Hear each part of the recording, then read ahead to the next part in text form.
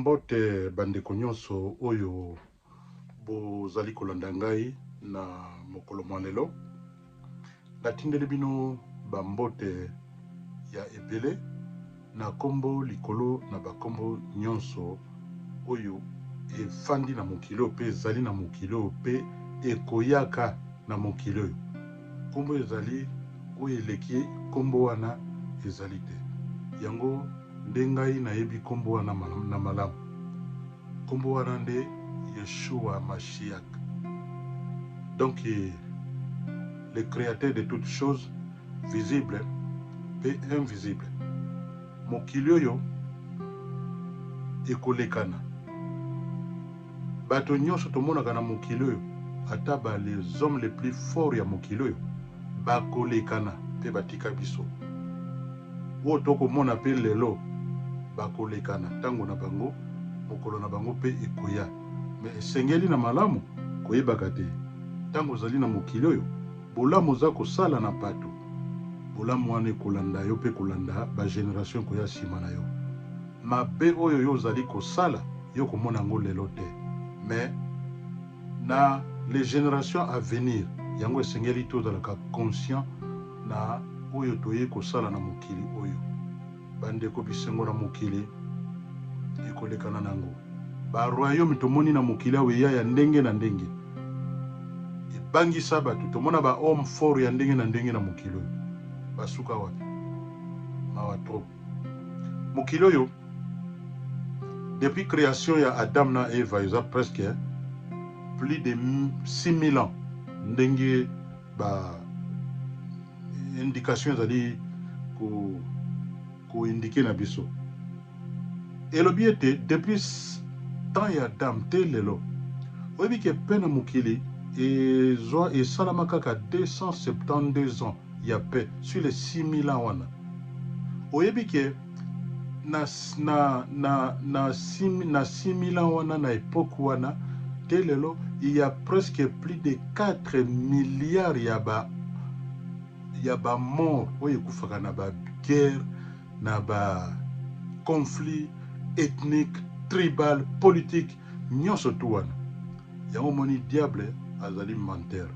Sikoyo soki diable azali kokanisa ke ye aza mayele mais oyo aza pri mayele ke ye azali.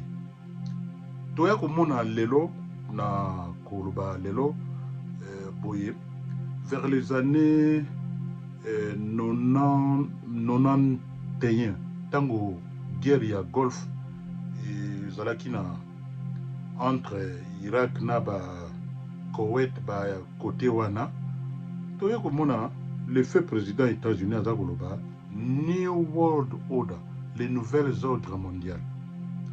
Siko tozali koloba tobi ezolobela biso nini bango balobi ba conflit nyonso na mokili awa ezokende na kosila kobanda wana te lelo on dirait c'est le contraire. Tokomona biloko nini bakoloba esengeli ko privatiser le monde ndenge tobengaka monde na terme mosusu babengaka yango cosmos. Ezali chaos na chaos wana nini eza kosala balobi ba pays ndenge tomonaka ba pays ba état indépendance tozwaki na ba mboka ya bamindele balobi ete indépendance wana eza so na tina te sikoyo to créer monde mosusu interdépendante. Na monde interdépendante wana ekosala nini mpona kosisa ba conflit esengeli kozwa lokola biloko lokola biso na Congo tozalaka na ba minere ya ebele okoki kondima te, mais ba minere na biso balobi te baponi Rwanda akoma kotekaka cobalt mais ye azalaka nango te. Mais comment quel genre de monde? Uganda atekaka or mais aza na or wana te. Je pense que na ba vidéo musu na lobaka biloko wana. Mais siko balobi baye kobimisa bato moko boye ba criminel donc bato moko ba sadique bato moko ba omoni nde tolobaka terme Lucifer azali nini ezali un esprit oyo eyaka ko pénétrer na kati na bato. Bon, ba esprit wana mingi eza manifester na ba politique. Makambo na koloba lelo, je pense que oyo aza na miso ya komona oyo aza na mato ya koyoka ayoka. Balobi boye naye kozwa lokola mboka na déclaration moko Henri Kissinger asalaki. Un vieux là alobi nini alobi boye alobi ete omoni na mokili ya lelo soki olingi ko changer histoire ya mboka moko boye esengeli kotia mboka wana ezala entre la paix et la guerre. Ba créer o babengaka un T6 thèse ezali concept moko eza lokola mutu moko aza na mbongo aza na bambongo aza na bamoyen et puis ba créer lokola ennemi ya mutu wana kombo na ye antithèse. Sikoyo antithèse wana aza na mayele aza na bamoyen aza na mbongo te. Sikoyo balobi na les deux entités là bayokanaka te. Oyo musu toloba baza ko représenter lokola ba capitaliste oyo musu bazo représenter lokola ba socialiste. Capitaliste na socialiste bayokanaka te nde mindele ba manipulation na bango. Yango Kissinger alobi ke tokosala boye soki to créer guerre na ba état wana na ba région wana et puis bato efo bakufa lokola ba sardine lokola bato te. Siko lokola bato bakokufa siko biso tokoluka nini na temps moko na période moko tokoluka tosangisa bato wana po to créer eloko babengaka synthèse. Moni synthèse.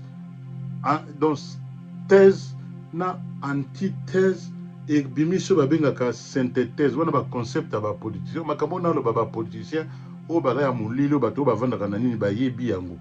Yango moni na mboka na biso baye kolobake soki ozali ko contrôler énergie ya mboka oko contrôler nation.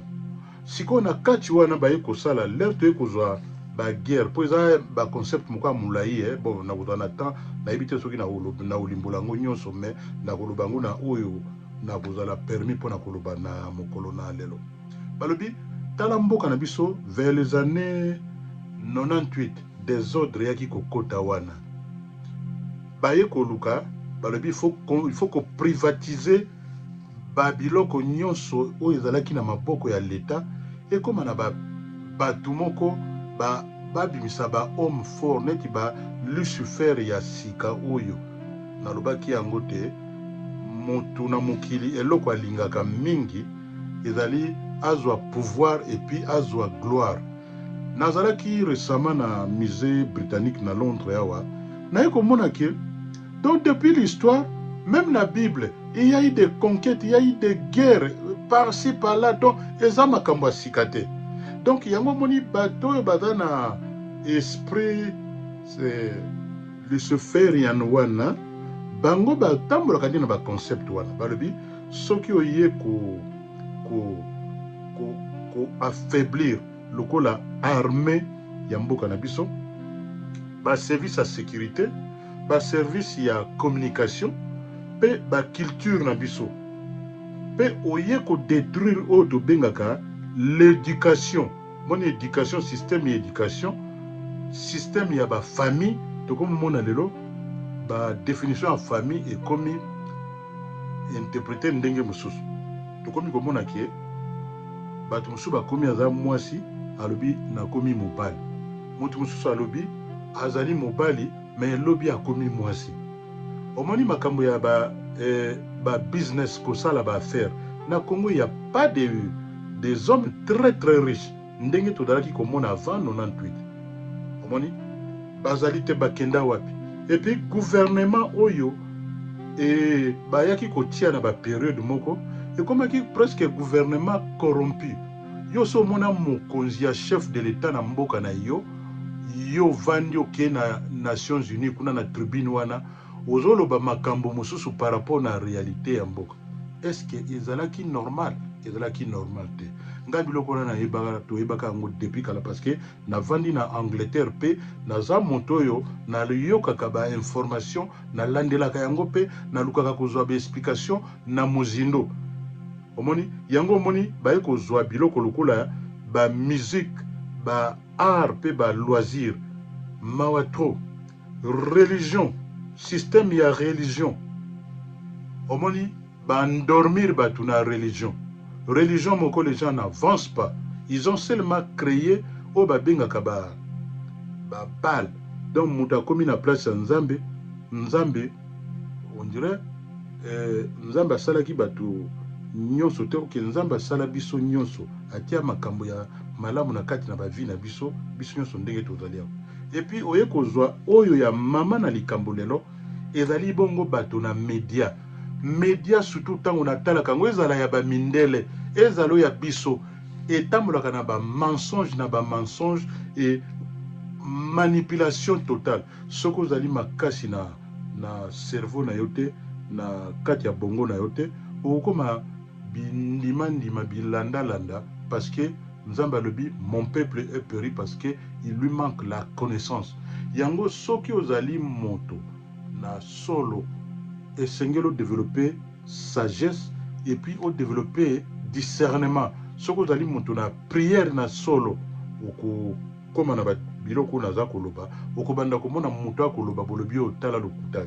Omoni toye komona awa eloko na kozwa verset biblique moko na 1 Thessaloniciens na verset 5 na verset chapitre 5 verset 3 à 4 na koloba ngobe balobi quand les hommes diront paix et sécurité et sûreté, alors une ruine soudaine les surprendra comme les douleurs de l'enfantement surprennent la femme enceinte et ils n'échapperont point. Mais vous, frères, vous n'êtes pas dans les ténèbres pour que ces jours surprennent comme un voleur. Toda koyokango. Omoni lelo na mukili oza komona ba traité ya paix. Nazo kota pe na mukanda na Daniel chapitre 9 verset 27 eza kolobelanga bo. Ils feront un solide alliance avec plaisir pour une semaine et durant la moitié de la semaine ils feront cesser les sacrifices et l'offrande. Les dévastateurs commettra les choses les plus abominables, ruine, et ce qu'il a été résolu fonde sur les dévastateurs. Moni yango moni est créé ba biloko to bengaka lokola ba loi ya ormeta na niveau ya communauté internationale vis-à-vis na mboka na biso na Congo. Imaginez bozo na mboka bozo mona batu bazo kufa bino bolobi soi-disant boza ba opposant mais tout le monde a même na Angleterre biso vani na Angleterre na ba pays oyo ba ya soi-disant ba pays décideur du monde soki ka eloko muke ezala bato à pouvoir ezala bato à opposition balobaka langage moko c'est moko mais na bamboka na biso okomona moto aza na kiti ya bokonzi aza kolinga a développer mboka na ye aza na besoin ya ko protéger ba peuple na ye aza na besoin ya ko établir ya ko batela mabele étendu ya mboka mobimba na ye ndenge ezali po bato ba vivre ba se retrouver mais ba oyo soi-disant bato moko boyo moni bato wana ye concept ya ba Lucifer ba gouvernement mondial oyo bango nde baponaka bango soki baponi bango moni pena moto azoloba makambo azoloba eza na sens te. Imagine ke moto mobimba lobi akoya ba voter ye parce que pona nini a la promotion ya homosexualité, ça n'a pas de sens. Homosexualité eza na ba mindela watoko mona bango pe baza bato akobunga balobi na biso balobi tala bamboka lokola Russie ekoya na Afrique lelo pona ko garantir sécurité pe ba souveraineté ya ba état na bango. Inde aza koyelela bato ndenge ni bakoki ko se développer na agriculture. Chine azali koya na oyo bakobenga comment ko investir na bato pe na mabele ya bato po ba ko créer misala. Mais mboke mokili eza kotambola lelo ndenge wana. Mais tala ba oyo ya banyama oyo soki ya bamindelo bauti soki wapi mutu mbazo uta na France azo kende pona kosala promotion ya homosexuel parce que yaza homosexuel alingi batu nyonso balanda ye. Ça n'a pas de sens. Yo soko ozo sala makambo na yo, c'est ton choix. Okoki koluka koya koluka ko bebisa vie ya batu te biso batu mwindi toza na biso na makambo oya buzoba mindele te tolandaka yango te soki moto aye na mboka na biso je vous dis ceci mboka na Congo ezali pona ba congolais esengeli ko voter mutu oyo binu boyebi ye esika botama akolela wapi et puis aye kozwa kiti ya mokonzi et puis vision na ye na mboka ezali ndenge nini alinga tambisa mboka na ye ndenge nini omoni mission na ye ezali ndenge nini mais lelo komona bato moko ndenge balobaka ba Melchisedek ya lelo bazanga ba papa bazanga ba mama bauta nulle part ba se retrouver na ba Congo parce que ce sont les fruits ya ba mindele ba occidentaux nde batu ba ye na ko sala bango po balobi te batu wana ba yebi culture na bino te baza na tina na biso ata mokete bango nde bafandi wana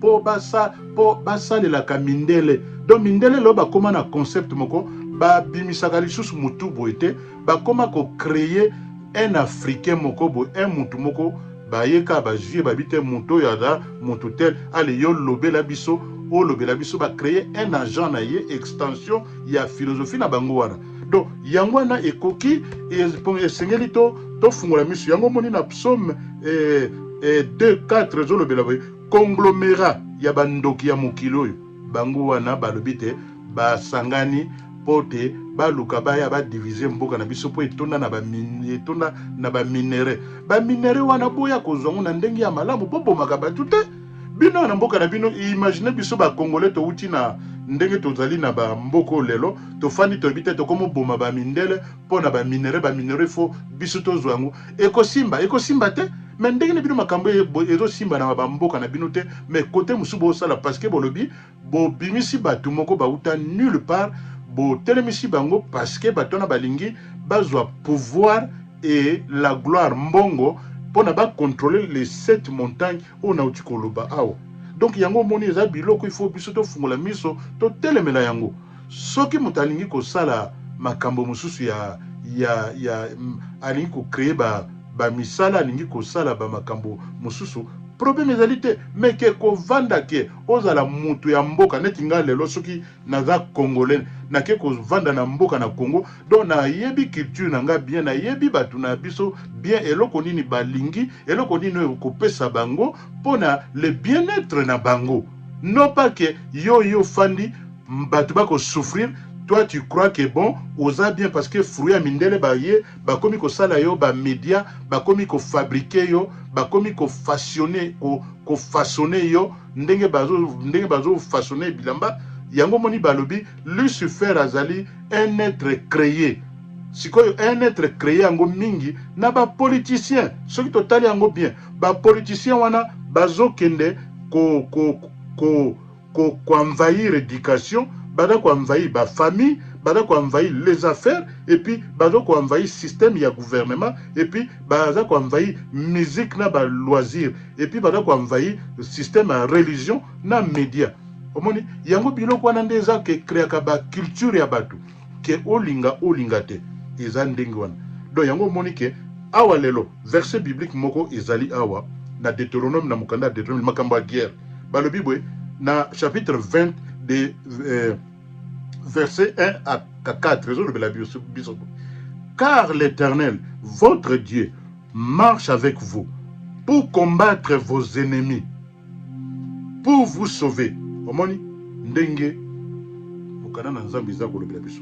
Awa na mukana na 1 Jean 5 za kolobela biso. Monde, le système monde ya monde ezalaka mingi na maboko ya ba méchant. Bango nde batu baza na contrôle ya monde oyo. Omoni na mukanda na Job chapitre 9 verset 24 ezolobela biso boye. Le monde est dans les mains des méchants. Donc mokilo yo eza na maboko ya ba méchant. Ba méchant ngo banani? Banani bazo contrôler. Ce sont des occidentaux. Moi continent moko ya muke et fandi soki za malili oyo evandaka na bamboko nde pesa bango mulimo mabe na kompena bato yango te. Donc siko te ko vanda na bamboko to ko yeba peke ce sont des gens comme toi et moi baza na makila baza na nini nde to vanda bamboko yo to koma ko yeba ke mundela za ne ndengi do mindele pe bazaka bato baza na bango ba être spécial te baza nde bien organisé pe ba développer mayele mabe. Yango siko esengeli pe bisuto to landela pe bango omoni balobi awa na quoi na verset biblique zo confirmer kamna lo balelo na Ézéchiel chapitre 28 verset 3. Voici, tu es plus sage que Daniel. Wana esprit à Lucifer yaba occidentaux. Rien de secret n'est caché pour toi. Omoni makamna na la koloba awa. Et puis les géants de ce monde na domaine ya politique ya lelo musala na bango ko sanctionner ka bato ko sala ka ba embargo financier parce que so boza na finance te moye bo somba te moye bo te kezalité balingi bo kufa et puis ils trouvent ça c'est normal et ça normal te quel bajara bato to mona ta lelo za ki géant ya mukili awa mais ko bosa na te oza na nzoto na makila batango ba ko veillir.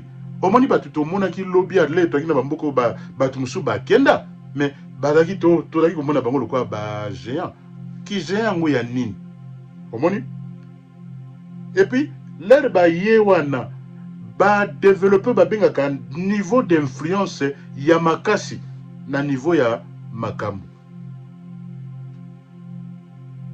influence na sens ya mabe ba yeko créer ba chaos social ba chaos na niveau ya économie ba ko créer instabilité ba ko créer ba benga ka insécurité territoriale ba ko sale loko nini de nous déstabiliser ba ko lukako affaiblir biso pe ko humilier biso. Est-ce que c'est normal?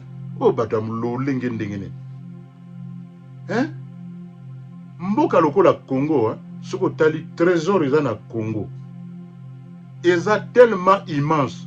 Bolanda ba vidéo nanga bokotala ndenge na lobaki yango awa na okende na Matthieu chapitre 6 verset 19 te na 21. Na koyeli susu na mokanda na 2 Corinthiens chapitre 4 verset 7 ezolobela ngabwe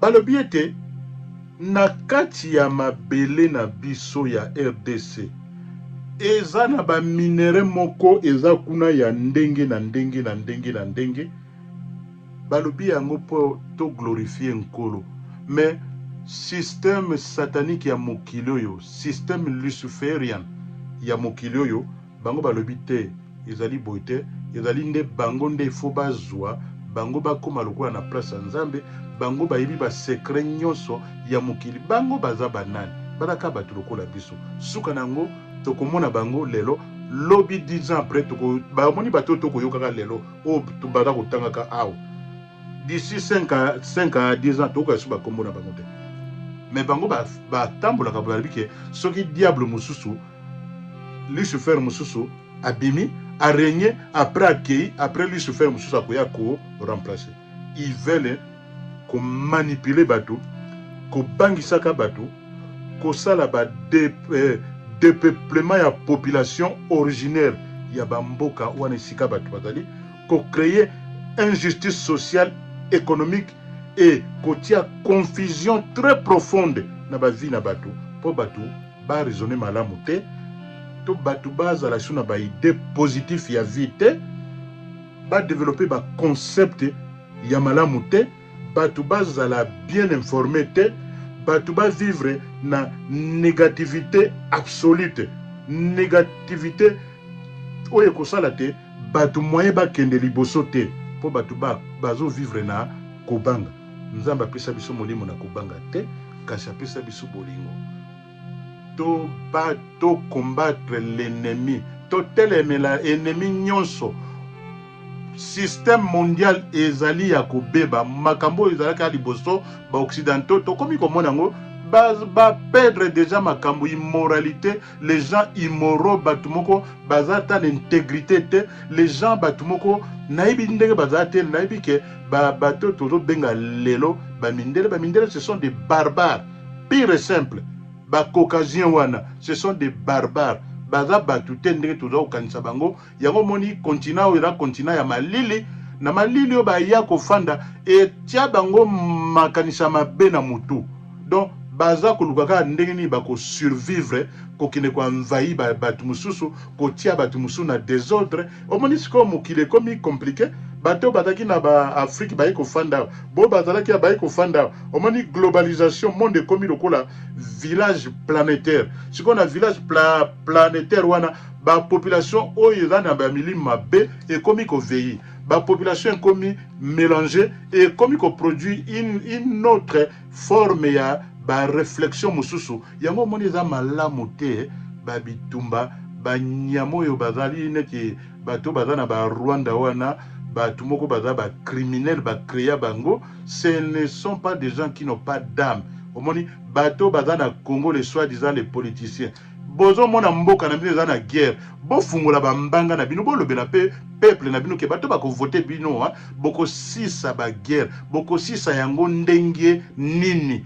Quel est votre plan? Plan na yo ezali nini? Oyo muninga sa sali tomoni bilembo, tomoni ke ba signe za kolakisa ke muto aza na bonne conscience aza le président actuel oyo aza na pouvoir aye na vision alongoli mboka na libulu, alongoli mboka na omoni mboka ezalaki na tendance à okende na effondrement. Ça c'est ba concept ya ba occidentaux. Ba komisa mboka koma biteni na biteni. Est-ce que ezaki ndenge wana yango population les jeunes wazalendo gloire à Dieu ndenge bo telemi biso nyo soto kotia bino na mabondeli pe na ba prière na biso. Omoni donc yango tolingi lelo ke batu boko mako sekali susu peuple congolais te.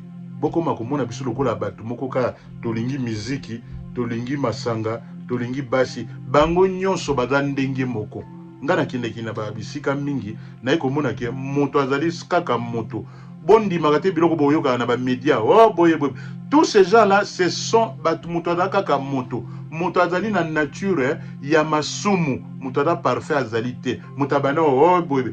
Nde eloko za malamu Congolais conscience na ye telemi to telema mbaloyo to voter moto to lingi no pa ke o biloko izalaki kala mindele baye baza ko endormi ba ko kosa. Soki bazo kosa totala ka banta moni ba ko kosa conscience na biso ezali ko sala boy ba pesi bino mbongo bole yango mbongo na bino batu wana ata mutu moko te oyo alakisa biso place abanda ko sala mbongo libanda ya Congo te ba ko teka mabele na biso ba minere ya Congo na biso esalisi bango bangindi ba ina mayele mabe sikoyo yo mutu dane eloko malamu ale mutu moko awuti soki wapi eza lokolo za na lupango na yo na ndako na yo mutu aya koti na kati ya ndako na yo ale akasale nyonso ya lingi asala na sepela kindenge le président Tshisekedi alobaki alobi nini alobi bon ngai na eko finir l'insécurité alobi tala ndenge na moni etandu ya mboka na ngai ezalaki kala nini moto alongwe soki na Rwanda akotine na Congo ndenge alingi asali yo nyonso alingi asala abomi apie asali nyonso ya alingi kosala pe akobimaka lokolo ndira asalaki eloko moko te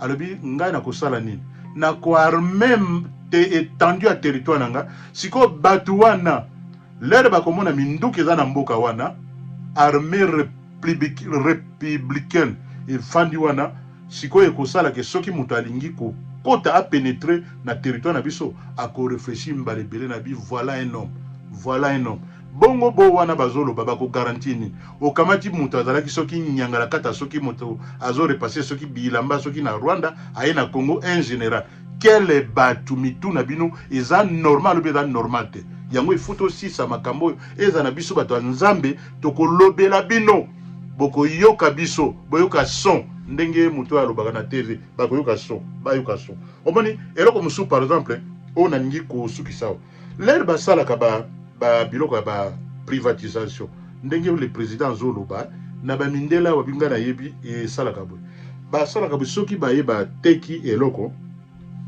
51% ekotikala na mboka wana 49% ekindiki na étranger omoni mais na ba mboka na biso bino bolingi boyte mais na ba mboka nyonso na mokilo basaka ba faire soko saka ba faire okomona toujours yangwana ke to sali boy 51% neti mbia minere na Congo eza na 51% etikali na Congo 49% bino bozwi sikoyo tango bozwi eko créer balance ya malamu eko créer prospérité eko créer ke bato bako se retrouver pona ke ba vie na bango pe ekende liboso yango message on a ki nango na poko lelo yango wana je pense que na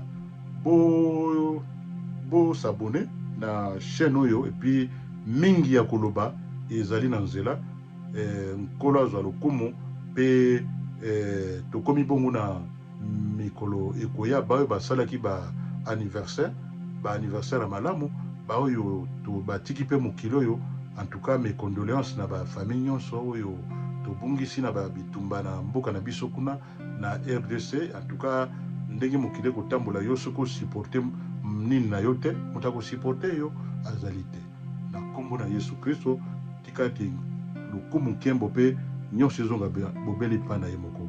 Glory be to Jesus Christ. Amen.